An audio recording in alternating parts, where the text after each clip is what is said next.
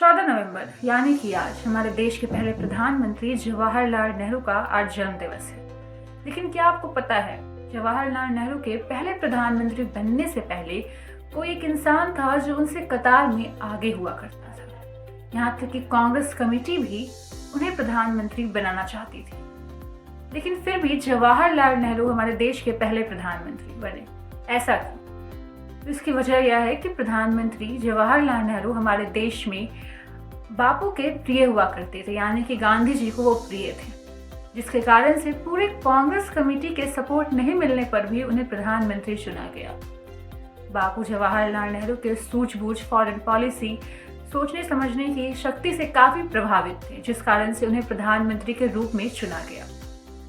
वहीं पटेल को दूसरे स्थान पर रखा गया, यानी कि उन्हें फॉरेन मिनिस्टर बनाया गया। दरअसल हुआ यूं कि 1940 में कांग्रेस कमेटी के अध्यक्ष बने मौलाना आजाद। रामगढ़ सेशन में, जब वर्ल्ड वॉर से लेके क्विट इंडिया मूवमेंट ऐसे चीजें चल रही थी, लोगों का मानना था कि अब ब्रिटिश शासन कुछ ही दिन में खत्म हो जाने वाली है। 1946 में जब मौलाना आजाद को कांग्रेस कमेटी को दोबारा से अध्यक्ष चुनने का मौका मिला, तो कांग्रेस कमेटी को बोला गया वोटिंग करने के लिए। तो हुआ यूं कि 15 कमेटी के मेंबर्स में से 12 मेंबर्स ने सरदार पटेल को वोट किया।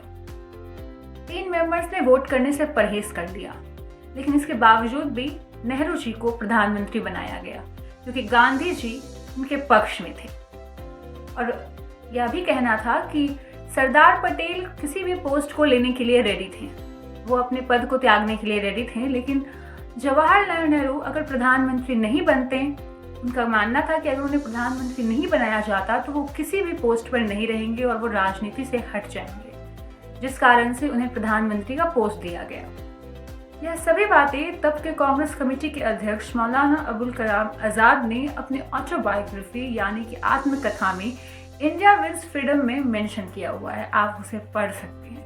उन्होंने यहाँ तक लिखा है कि अगर नेहरू को प्रधानमंत्री ना बनाया जाता तो ऐसा डर था कि वो किसी अपोजिशन पार्टी में जाके ज्वाइन कर लेते, जिस कारण से देश को डिवाइड यानी कि बांटने में ज्यादा आसानी होती।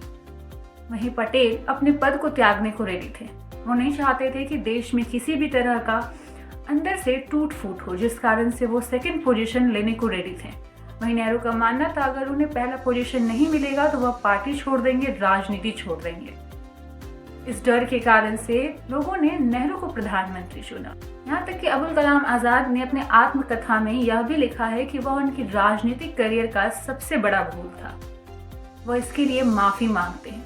वहीं मौलाना अबुल कलाम ने अपने आत्मकथा में ऐसे कई बातों को मेंशन किया है, आप चाहें तो पढ़ भी सकते हैं, फैक्ट को रीचेक कर सकते हैं। वहीं हालिया राजनीति की बात करें तो बीजेपी सरदार वल्लभ भाई पटेल के विचारधारा को लेकर आगे बढ़ रही है। वहीं कांग्रेस की बात करें तो वह नेहरू परिवार की है। इसी को लेकर दोनों पार्टी के बीच में हमेशा सरदार पटेल और नेहरू की विचारधारा को लेकर बहस होते रहता है। लेकिन इतिहास देखा जाए तो सरदार पटेल और नेहरू आपस में साथ मिलकर ही काम किया करते थे। दोनों के बीच में समन्वय हुआ करता था, दोनों ने एक दूसरे के लिए कुर्बानी दी थी। ऐसे ही तमाम फैक्ट्स के लिए हमारे साथ जुड़े रहिए। अगर आपको और भी किसी चीज पे जानकारी चाहिए तो हमें कमेंट सेक्शन में जरूर बताइए।